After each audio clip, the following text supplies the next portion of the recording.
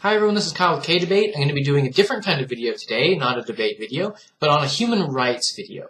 What are the rights that every human on the planet has? The right to life, the right to well-being, the right to happiness, fairness, just generally beneficial things that people deserve. Whether you believe they deserve it or not is not the same thing as whether they actually deserve it. So the different societies saying, we deserve this and you don't, or within each society they have different human rights, and that's not what I'm talking about. That's more of a political issue. That's more of a government for society and society for the people kind of argument. And I can make that in the future. But this one's the human right, the human condition that is deserving, that people deserve. And it's hard to articulate in a way that is not in some way controversial, because people will try to put a political spin on it and say, oh, so you believe in this country's rights, or no, I don't.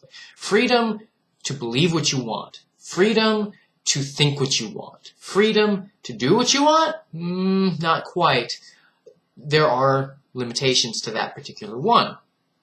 You can believe anything you want. You can believe that person should die, but that does not mean you should act on it. That does not mean you have the right to act on it. But to regulate thought, as a previous video stated, is a very slippery slope to regulating thought, and that is never a good idea. So what kind of actions should be limited? What kind of rights should not be given to everybody because they do not deserve it? Well, one is there should not be a right to take something from somebody that is unfair. Obviously, if they are hurting somebody, you should probably take away their ability to do that, which is limiting their actions. And that's difficult to regulate because prisons, our political system used to govern people, which are laws, that's difficult to say what is right or wrong. Obviously, rape is taking something from somebody that is really bad. Theft, taking something literally. Murder, taking somebody's life. Oppression, taking somebody's freedom. Most of the laws that we have are to maintain the people's rights. And when you have an action that takes something, that's taking away their right. And their right to own something, their right to not be abused.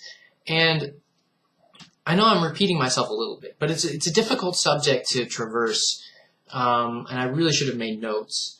But if I own something, whether it even be my own body, do you have, or anyone have, the right to impede that right?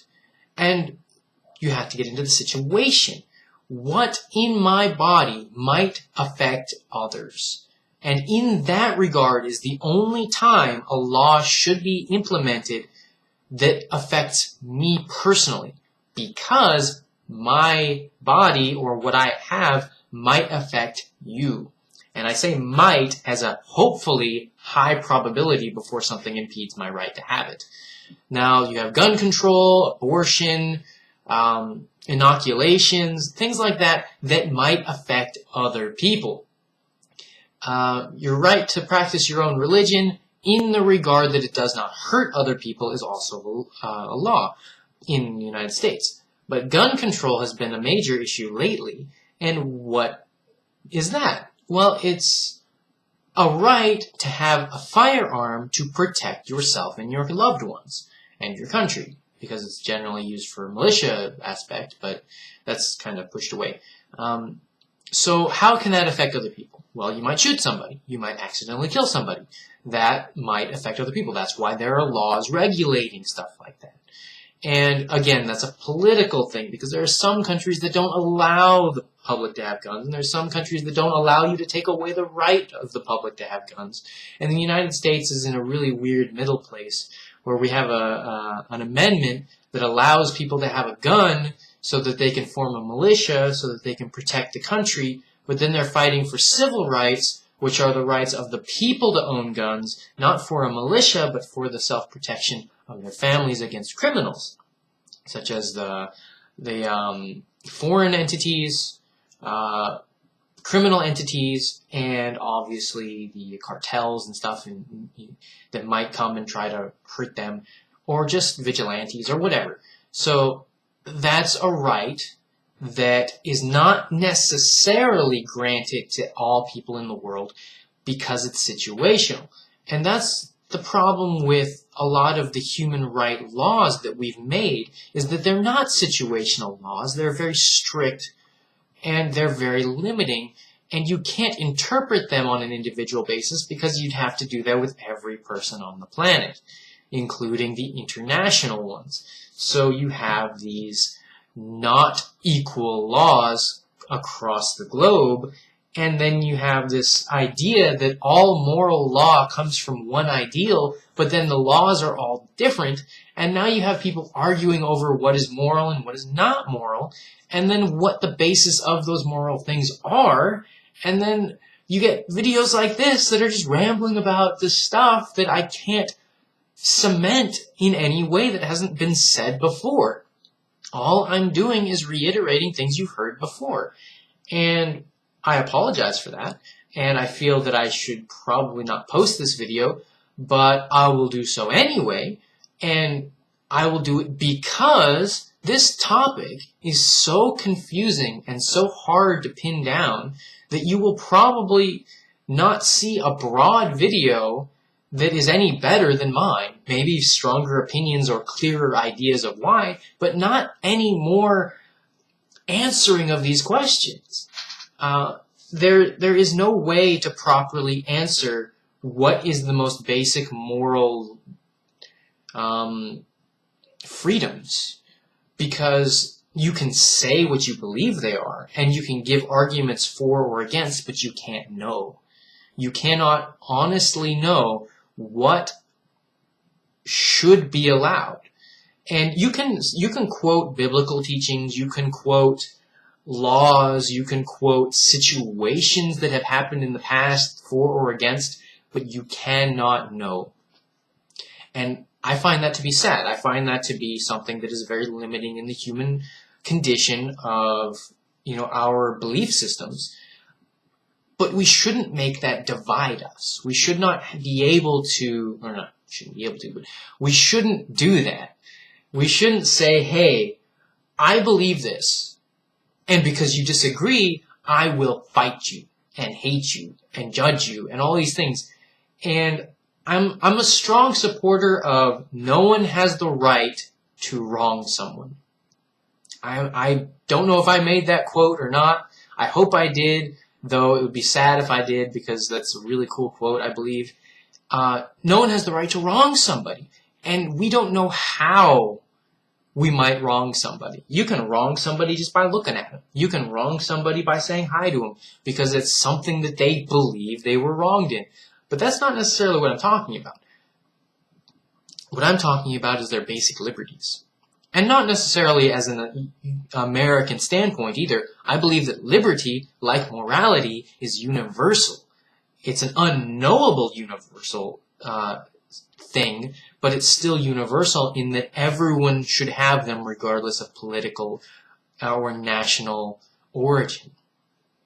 If somebody comes here from another country and they believe that they have been wronged because of something in their upbringing, regardless of the laws in the area that they are in, they are still wronged.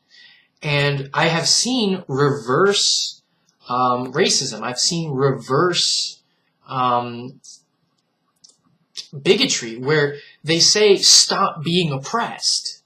Where a person came from Saudi Arabia or one of those neighboring areas, and they were wearing that full black garb, where it was a woman garbed completely and you can only see her eyes, and they told her flat out, stop wearing that. And at first I was like, well, they shouldn't be forced to wear it, but they shouldn't be forced not to wear it either, because that's the oppression. And I saw a very good quote online. It was, it is not liberty to be forced to do something, but it is also not liberty to be forced not to do something. The liberty comes from the choice. And know I'm quoting that wrong, but that's really where liberty comes from, is choice. And it's the choice to do something that affects you and no one else. It's the ability to choose between things that are good. You don't want to choose not to do something bad just because you don't want to be punished for it. But it's so hard to articulate. There was one person that had a quote: "It is not truly good unless you have the choice of evil." And that resonated well with me, because the idea that you have the right to choose, though that you should not choose to do wrong, actually gives right some kind of value. If you have no choice to do bad whatsoever, doing right doesn't mean anything. Obviously, it's beneficial to third parties, but it doesn't actually mean that you are a good person. It doesn't mean that you're acting on some good impulse or motivation. You had no choice. If somebody sticks a gun in your face and says, pick up that trash, and you only do it because you don't want to get shot, you're not doing a good deed. You're doing a deed to save yourself. Your intention, your motivation is important for what the act actually resonates in society as, and in yourself as.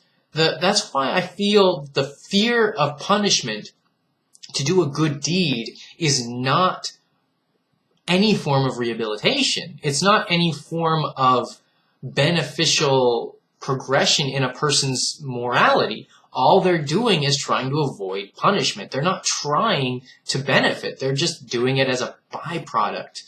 And there's a lot of religious, implications to that, but personally, I don't care about other people's political affiliations as long as they don't oppress people with it. So you can do anything you want that's beneficial to society as long as you're doing something to benefit society. So good for you. Awesome. Just don't oppress people with it. My next video will be on that, actually. So I'm going to review this one and then make another one. So peace.